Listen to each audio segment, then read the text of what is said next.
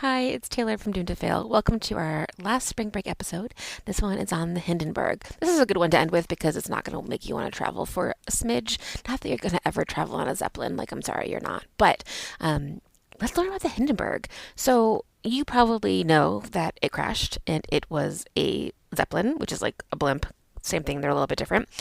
It was huge. And the thing that I didn't know until this episode, I'm going to spoil this part for you, is that it was obviously German, Hindenburg, obviously, but it had Nazi flags on it, and it flew over New York City. So the Hindenburg, before it crashed in New Jersey, flew over New York City with swastikas on it. I just think that's absolutely wild. I didn't know that until I did the research for this one. So hope you had a great spring break. Hope you enjoy this episode, and we will be back next week with new content. Thanks. In the matter of the people of the state of California versus Orenthal James Simpson, case number BA096. And so, my fellow Americans, ask not what your country can do for you. Ask what you can do for your country.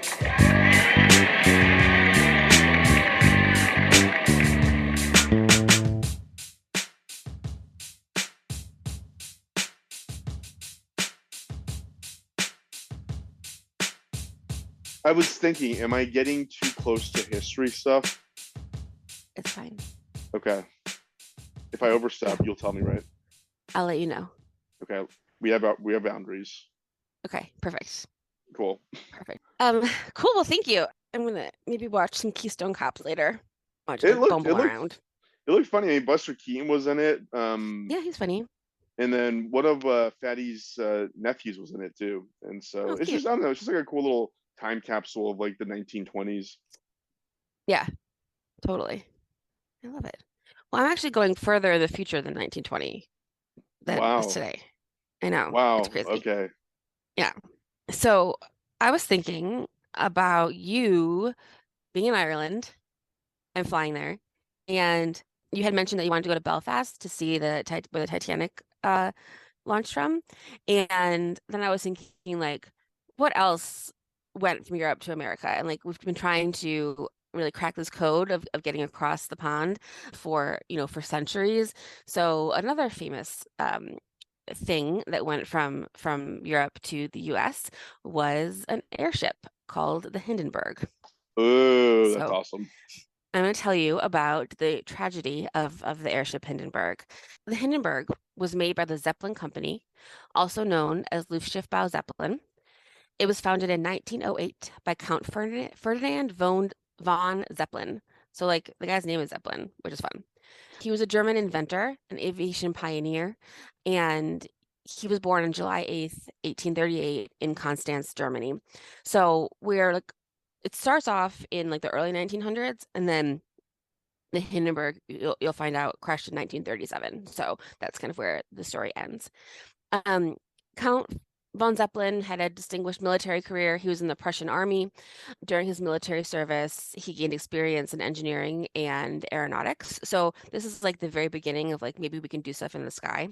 He came to the US to observe during the American Civil War, because what happened here is that people used balloons, like hot air balloons, for reconnaissance for like the first time. So like the first time that you could like of another army's stuff. That was never a thing in the history of the world. And I definitely remember being a kid and like reading a book about women who would like take their hoop skirts, like their big dresses, and make them into hot air balloons so that they could do that like reconnaissance. I don't know if that's Really? true or not, but I read it was like a book I read a little. I think that's probably true because during wartime, you like get rid of all your stuff to like help the cause. So, Yeah. but we use hot air balloons for that. And Zeppelin, he came here and observed them. He worked with the French and other countries to perfect his ideas, and he eventually invented the airship. So just for the record, Count Ferdinand von Zeppelin passed away in 1917, which is about like 9 years after he started his company. The first successful flight of a Zeppelin, the LZ-1, took place on July 2nd, 1900. Eventually, there were more flights. Germany used the Zeppelin as an aerial bomber during World War I. They used it to bomb France, the UK, and Belgium. It's a very, very German invention. Wait, so So it's like, did he invent the concept of an airship? yes. Oh, that's pretty like revolutionary. Yeah, absolutely. It's definitely like there were like kind of planes a little bit during this time. That was when, like that was starting, but it was like, how can we get in the air faster? You know, and that's why he was thinking like a ship. And the only really concept you had for like long distance travel also was a ship, Chip, yeah, you know, because it takes like 10 days to cross the Atlantic on a ship, like a steamer, you know. So you have that idea that it's going to take a long time and it has to be huge. right. Did you ever watch Fringe, that show? If I did, I don't remember it. Well, two things. One, did you ever, oh my God, this is a thing and a thing. Did you ever watch Hot Tub Time Machine? Oh yeah, Did you see Hot Tub Time Machine 2? no. Okay, it's better than the first one. It's so good. But one of the son will go, "This is just like Fringe." And then everybody else will go, "You're a fucking nerd and nobody likes you." And nobody likes you. It's so funny. So whenever I think of Fringe, I think of that. And then also, so Fringe is very complicated, but there's like an alternate universe, and the only difference is that 9/11 didn't happen and there are Zeppelins. It's hilarious because you That's like know cool. you're in that universe because you see the Twin Towers and also there are Zeppelins. Do you But I remember also know, in Do you remember in Hot Tub Time Machine when that guy went back and he created Lugal? yes, so good. I So literally good. was listening to a Motley Crue song in the car, and I only know it. I know it best from being a Motley Lou song from Hot Tub Time Machine. Oh man, I need to rewatch that now. Watch it. The second one's so good. You have to watch it. You've also probably heard that the Empire State Building was planned to be like a place where you could drop people off in Zeppelins, but it Did ended up being too windy up there. makes sense.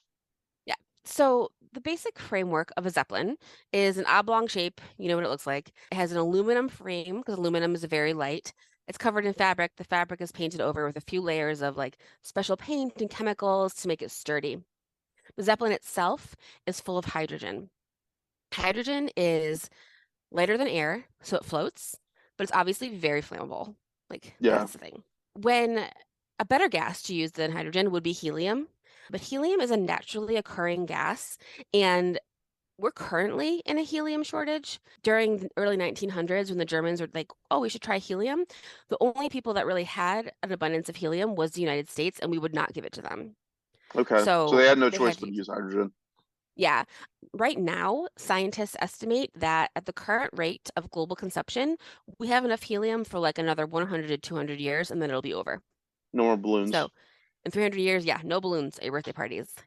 Future kids. Ha. Yeah. Sucks Take to be that. you. Oh Yeah, my God. And that along with how we feel about clowns is gonna completely destroy the clown community. it's gonna be over. I mean, Absolutely. There's no helium. We wouldn't give it to them because it's the early 1900s and we don't trust them. And so it's filled with hydrogen. There's essentially like 16 giant balloons in the middle of the Zeppelin filled with hydrogen. There's fins that do the directions on like the sides and the back to help it go up and down. There's like an engine and some like propellers. There's a control room. It has wheels like a ship wheel to keep it steady and to keep it going up and down. So the captain kind of works in there. In some cases, like in the Hindenburg, there's passenger cars, there's a restaurant, like also in Indiana Jones. Do you remember that part of Indiana Jones when they're getting no. on the airship and then he's like, no ticket because he punches that guy and goes out the window? I You have a lot believe of that movies to watch I've today. every time I leave this podcast, I'm like, man, that's like 7 more hours of media consumption for me. So, whatever. It's pre-plane travel, but planes are close. The problem right now is they don't know how to pressurize an airplane, so it has to fly low, and that takes a long time to go, and it's very dependent on the weather. Because so now, you fly above the weather, but you couldn't do that then. The Zeppelin also was not pressurized, so it was also pretty dependent on the weather. And then there was also some water, like a whole bunch, many tanks of water in it that they could ballast out, so like dump out the water so that it would go up and down. So Holy all shit! kinds of different ways to make it move. There's Nazi flags on the side of this thing. I'm gonna get to that. No, that's the craziest part, I think, of the Okay, story. yeah, sorry. Okay. So it sounds scary and kind of fun. The current Zeppelin that you might think of would be the Goodyear Blimp. And Goodyear blimps were actually just balloons, like a big hot air balloon, until 2014, when they started getting remade as helium Zeppelins. Goodyear actually works with Germany's ZLT Zeppelin Luftschank, which is the same company that Zeppelin started. So it the company is like back and making Zeppelins, and that's what Goodyear worked with to make these new Goodyear like blimp Zeppelins. After World War One, the Treaty of Versailles told Germany they couldn't make any more Zeppelins for their military, and they made them destroy all of them. Wow. So the company continued and did passenger Zeppelins. And then after, in World War II, they built the V-2 rocket for the Nazis. And the company dissolved right before World War II ended. But they had some money kind of set aside, and it was like created in the 1990s. So yeah, it's a very Nazi thing, like you were saying, which is not what I remembered. Are you going to go into more detail about what the passenger experience was on the Hindenburg? Yeah. Okay. Then I will Yeah. suspend questions. Going back to the beginning, even though it sounds scary and like because you're like in this big, huge thing, Zeppelins are actually a pretty safe way to travel. For the first 30 years or so, there are a few accidents, but Germans are very confident that this is it. This is the way to travel. One notable Zeppelin was the Graf Zeppelin in 1929. It flew around the world. On August 7th, 1929, it left from Friedrichshafen, Germany, and it took 21 days to travel all around the world. It stopped in the Soviet Union, Japan, the United States. People were super excited because they had done this traveling fast as anybody had ever traveled around the world. There were a couple accidents, some in the 1900s where people crashed and nobody died. There was one in 1910, the LZ-7, known as the Deutschland, caught fire and crashed during a test flight. 2 people died. In 1913, the LZ-20, known as the Zeppelin L2, crashed and all 28 crew members on board died. And then in 1933, the USS Akron, which was not a Zeppelin, but an airship because it was from the United States, encountered severe weather and they crashed and 73 people died in that one. So there are accidents, but also like what transportation isn't perfect. There's like one story where a Zeppelin disappears over the ocean, like it never made it, but like that happened the other day with that Malaysia airline flight. So Yeah, I was going to say also, like, I mean, planes couldn't have been super reliable, right? yeah, totally. So, I don't think it's like crazy. It's not crazy dangerous. So I'll talk about the Hindenburg itself and what was happening inside of it. It was named after the German president, Paul von Hindenburg. Hindenburg is the guy who appointed Hitler as chancellor. bad So, move. Bad yeah, move. bad move. It is one of the largest airships ever constructed. It was completed in 1936. It was 803 feet in length, so like 5 passenger planes, like really big. The inside the ship itself, there was like the gondola, which is the part that like you see that hangs off the bottom. That's where like the captain was and the crew where they could like guide the ship. The passenger quarters were kind of inside the balloon part on the bottom, like layered on the bottom, and they had windows that were like curved going out. So if you were like in an egg sitting on the bottom of the egg, you know what I mean? Like Okay. flat. There Yeah. were 2 decks, A deck and B deck. The decks had sleeping quarters that were really small, like a small little room with bunk beds. And then it had like there's a bathroom. And then there were like some lounges, places where you could, you know, hang out. So also for the rest of the ship, because that's only a tiny part of it where the passengers were. For the rest of it, like it's this big space with these big balloons of gas, and there was a corridor that went through the balloons, and in the middle of that, there were some rooms for storage and for the crew. So it must have been like really dark and loud and scary inside of I was that going to corridor. say, it sounds scary as shit. Yeah, Thing is because the huge. only windows are on the side. Yeah, so you could like walk like 800 feet in this like dark tunnel surrounded by flammable gas. Yeah, that Way sounds above the terrifying. ocean. Yeah. There's also a reading and writing room to send telegraphs, so you could like read and send messages to people in that room. And there was also a smoking room, which people think is funny and like is definitely funny, but people couldn't handle being on a 3-day trip and not smoking. Like Yeah. that was the problem with the Graf Zeppelin. Like it was like people were like, I'm not gonna go on this trip for a week and not smoke a cigarette. So they made a room that was pressurized and you had to go in and you'd be smoking there. There was one electric lighter allowed on the entire thing. You weren't allowed to bring in matches or lighters or anything. Like you were like searched before you got on and you could smoke in that room. The smoking room is not the problem. It's not the thing that exploded. It just like happened to be a room where you could smoke on this like bomb, essentially. Yeah. I There like how was you phrase that. Smoke inside this bomb. That's great. Yeah, yeah, a safe way to smoke inside a bomb. There was a bar that had paintings of flamenco dancers on the side. There was a lounge with a piano. The piano was specially made out of aluminum to be lighter than a regular grand piano, because otherwise it would be too heavy to be on the ship. There is a website that I'll share called on airships.net. There's a lot of pictures of the inside of it. So it's like a nice, like luxurious way to travel. So it's a really nice lounge. The windows are kind of on the side, like looking down, so you could look down. The rooms are small, but it's a short trip. It's like 2.5 days. So people would, be able to go on it and then just like kind of hang out and then be across the pond. Um, It seems like most of anything passenger related would have to be inside of the actual balloon. yes. So The that it gondola is is inside. tiny. Yeah, it's inside the balloon. If you look at the picture of the Hindenburg, you see little tiny windows at the bottom of the balloon. Those are the windows from the passenger Yeah, decks. Yeah. So they were like in the bottom of the balloon. They weren't in the gondola, which I thought they were, right. but they weren't. Yeah. A ticket on the Hindenburg one way was approximately $450, which is $9,400 today. Wow. So it was like a luxury thing. It can cross the ocean in 2 days. Ships take like a week. Before 1937, the Hindenburg made 17 round trips to and from Germany, 10 to the US and 7 to Brazil. Super successful, no problems. Now it is May 3rd, 1937, and the Hindenburg is about to come to the US again. 1937 is a crazy time to be in Germany. Hitler was appointed chancellor in 1933. The Nazis are getting worse and worse and worse. It's very totalitarian.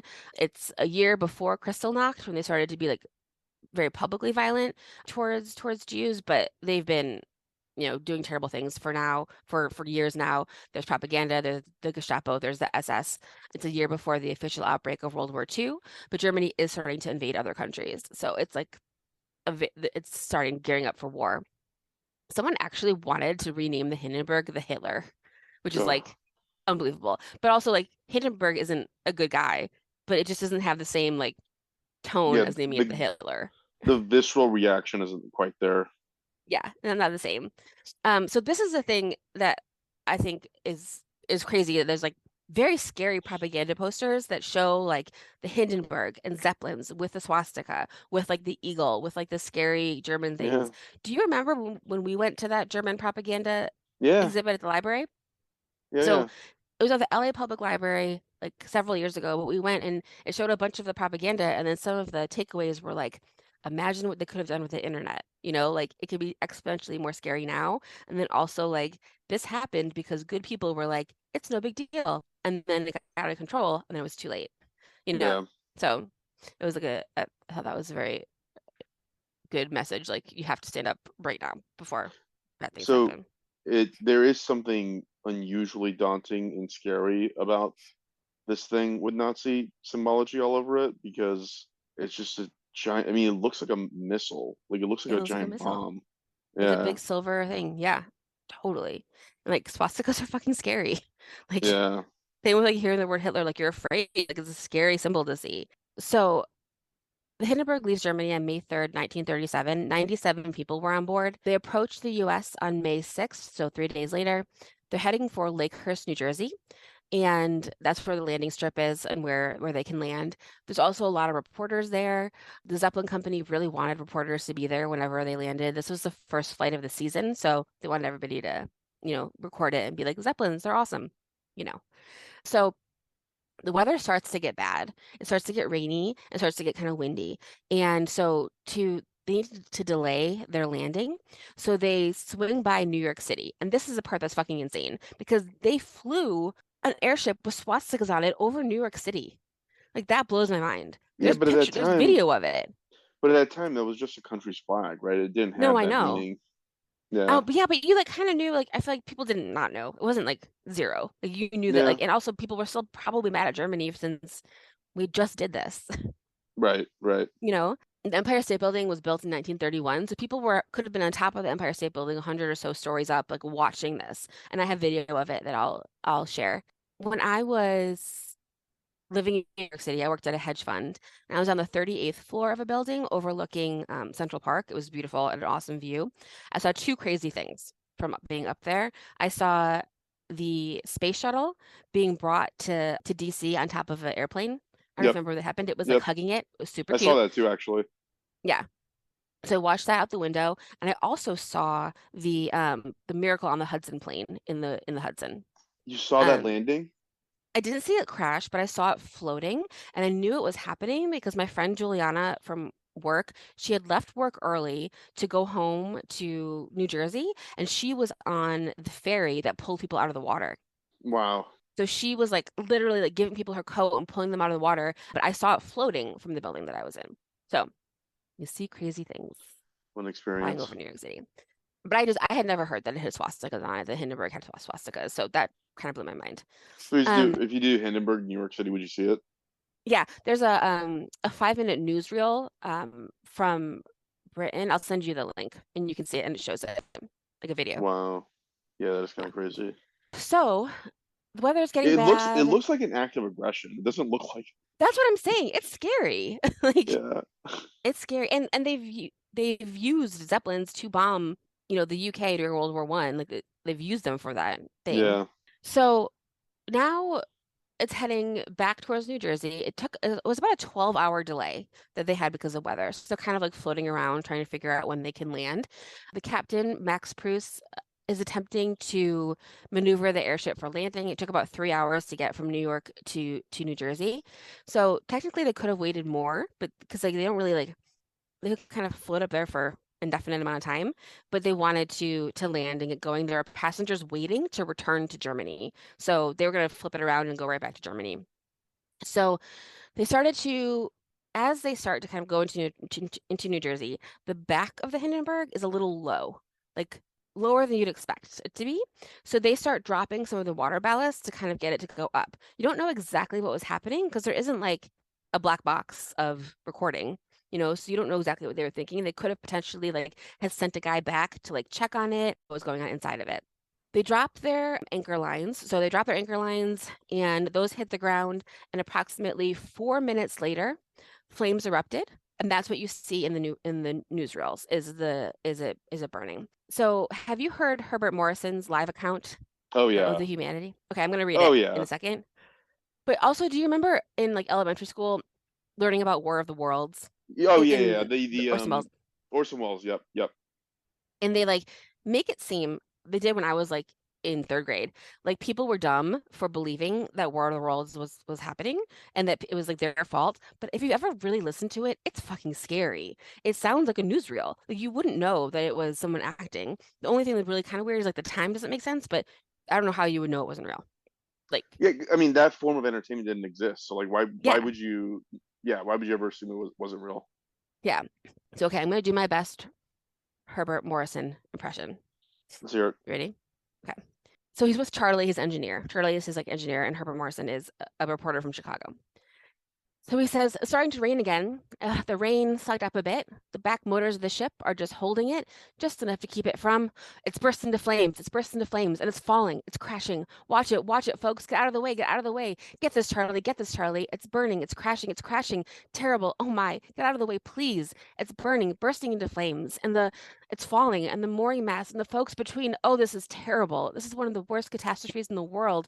Oh, it's flames crashing. Oh, 400 or 500 feet in the sky, and it's a terrific crash, ladies and gentlemen. It's smoke and it's flames now, and the frame is crashing to the ground, not quite to the mooring mast. Oh, the humanity! All the passengers screaming around here. I told you, I can't even talk to people. Their friends are on there. I can't talk, ladies and gentlemen. Honest, it's just laying there, a mass of smoking wreckage, and everyone can hardly breathe and talk. And the screaming lady, I am sorry, honest, I can't hardly breathe. I'm going to step inside where I cannot see it. Charlie, this is terrible. I can't. Listen, folks, I'm going to have to stop for a minute because I've lost my voice. This is the worst thing I've ever witnessed. And that was in Wow. those 30 seconds Wow. That of feels destruction. that really like puts you there in the moment. Like Yeah. I mean the way you read it really well because like I could feel the panic in the way you read it. Yeah. Thank you. Yeah, like, I mean, I didn't even think about like people are waiting for their friends with like the Yeah, welcome home signs, and they're watching it explode like right it's in front of crazy. them. The flame started in the tail, rapidly spreads through the ship. The hydrogen ignited, fireball, 30 seconds, and it's gone. People were jumping out of the cabins, people on the ground running and screaming. 36 people died, 13 passengers and 22 crew members, and one worker on the ground. So a fair amount of people, more than half people did survive. Yeah, because wasn't it like close to the ground already? So it's not like And I would imagine as the flames are running through the thing, the gas is like gradually escaping, not like it's just like gone and then you're dropped to the ground. Like I would imagine they hit the ground harder than you'd want it to, but not like insanely hard. Like Well, it didn't because it didn't like you're right. It didn't like crash into the ground like a plane crashed into the ground. It kind of like floated to the ground, but also like it's a fireball on top of it. You know, it's like all fire, and then like a little bit where passengers are, and that fire is on top of them. So yeah, they were pretty close to the ground. They're about 200 feet above the ground. People did start to jump out of it. Some crew members even like threw ropes out and like mattresses to help people get out. There's an emergency hatch. They slid down. So some people were like on their way running out of it, and then it crashed on top of them, and they were burned. In the British Pathé News thing that I'll send you and share, they show that happening, and it's awful. Like people are running out of it, and then it just crashes on top of them. jeez. And it's really awful. So the mystery is, why did this happen? Like no one really knows 100% what happened. And I'll share that footage with you, but all the footage is from one spot because that's where the reporters were. They were in like the reporter area, so they all have it from like one angle, but there are a lot of videos of it. They show people, jumping and running and being smashed. So there had to be a spark somewhere, obviously, to like start the fire. Some of the theories are like maybe it was sabotage because people don't like Nazis. That could be a part of it. Maybe something exploded in the back. Maybe there was a leak. So the back of the ship was like getting lower. So maybe the hydrogen was leaking. Like you didn't really know. And then I watched this documentary on PBS that's like relatively new about a new theory.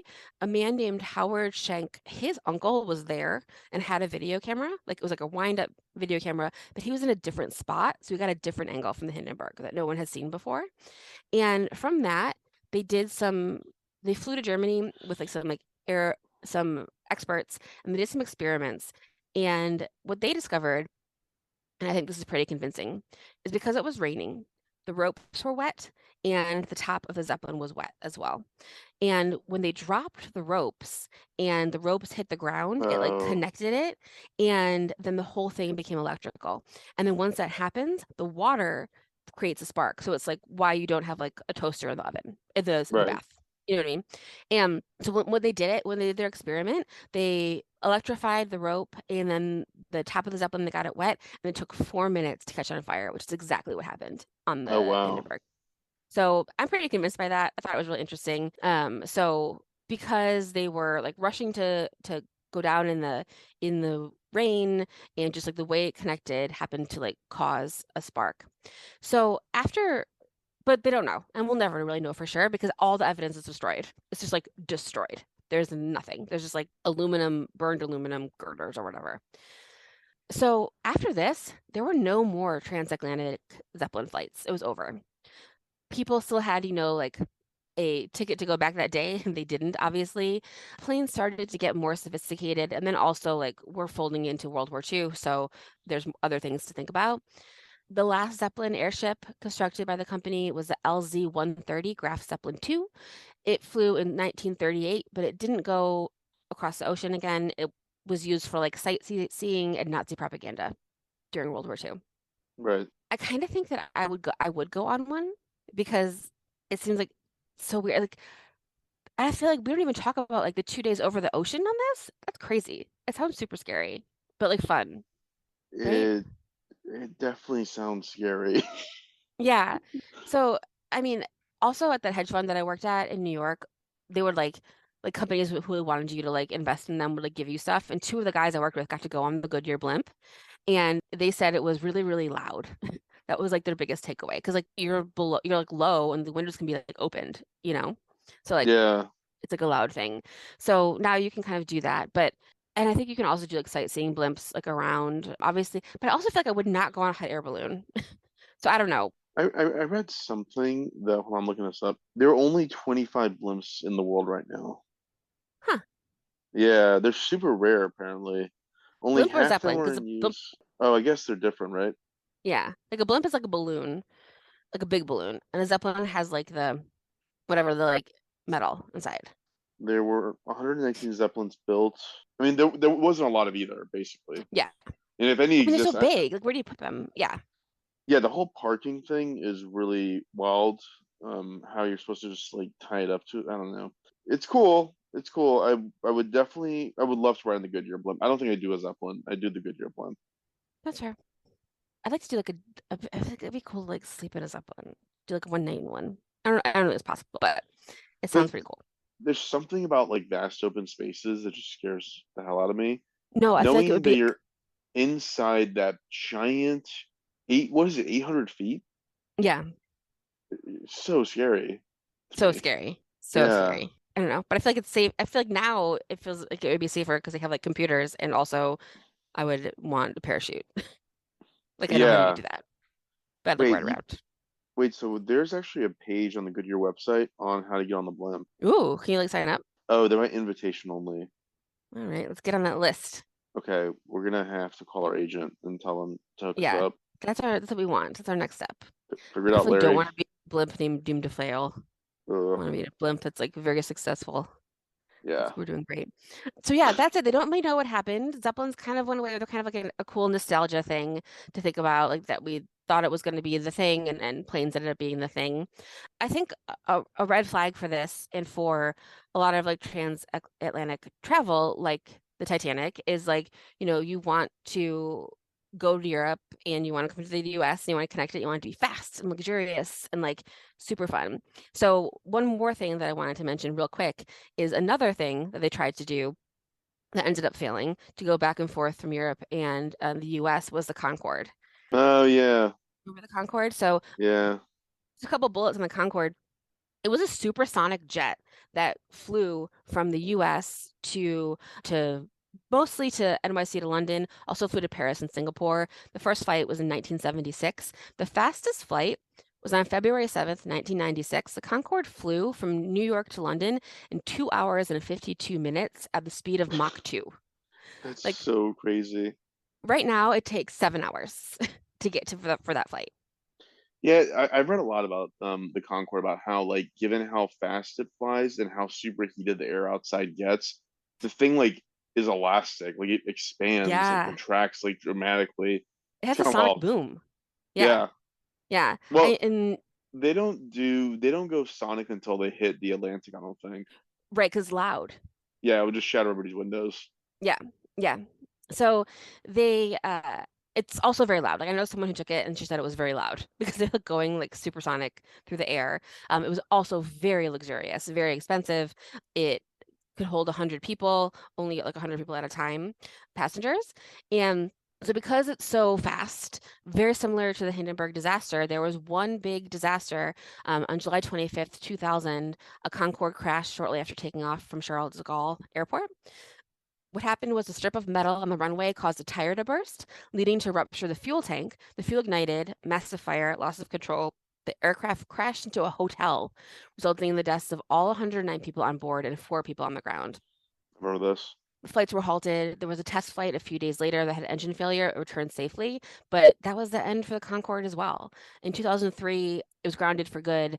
They were, super expensive and hard to maintain. They had more fuel than other planes, and, you know, not a lot of people could afford to even take it. So they were like, it's kind of outpriced a lot of people. So just like the Hindenburg, one big thing kind of turned the tide on that form of travel. I wanted to just say that those are some ways that terrible things can happen when you're going across the ocean. But I wanted to tell you that on your way home to enjoy your slow leisurely flight, but also considering how long humanity has been around and that it took Columbus 10 weeks to get to America in the first place, it's pretty good. We're doing pretty good. I Be safe. actually thought the flight would here. I mean, it was about 8 hours and Hmm. easy, easy breezy. Yeah, Like no big I deal. hate flying, but I thought it was surprisingly easy to just like zone out. I mean, they take care of you, right? Like you get fed and constantly and watered and all that good stuff. Yeah, So yeah, it's not no too bad. Concord needed. It's not too bad. No Concorde needed. Exactly. Cool. So that's it. I'll share some videos. It's crazy. It's a crazy crash. Real scary. Yeah, You can see yeah, why it's so famous in history and also um a lot more Nazis than I realized. yeah, yeah. Well, I didn't realize there were any, so that was a surprise. Exactly. Yeah. Like I knew there were Germans, but like I forgot that the Germans were Nazis during 1937. There's 4 Goodyear So blimps. Yeah, 4 Goodyear blimps.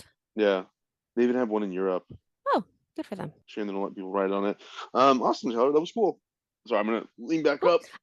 But yeah, I have some corrections from last week's episode, if you okay. have a second. Yeah, So please. my father-in-law is the doctor, and he listens, and he's the best. So he texted me to tell me that I was wrong about chemotherapy. It's not radiation. There's actually two different things. There's radiation therapy that's more general, where they like put you in front of the machine and like radiation like goes into your body. And chemotherapy is more can be more like deliberate and more exact on exactly where it's going.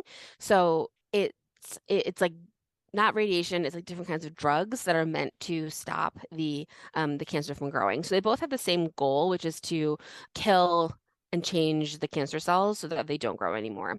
Right now, there's actually some things that people are working on biological agents, which are called biologics, and they're usually antibodies that treat autoimmune conditions and cancer. So that's sort of like the next step in cancer research and cancer care. And so that is, hopefully coming soon, hopefully going to do something really great. This is I'm so sorry, Victor. And then, so yeah, radiation might happen before chemo, but chemo itself is not radiation. Got it. Got it. Okay. That was a good Great. correction. Yeah, I saw you posted that. You posted that on our Facebook page, I think. Yeah. Yeah. Yeah. Yeah. Thank you, Victor. Thank you. You're the best. Cool. Sweet. Well, thank you, Taylor. I'll go ahead and kill the recording again. Like, subscribe, all the good stuff. I'll kill this Yes. recording, and this travel will have no impact on our release schedule. Thank you. Thank you, everyone. Sweet.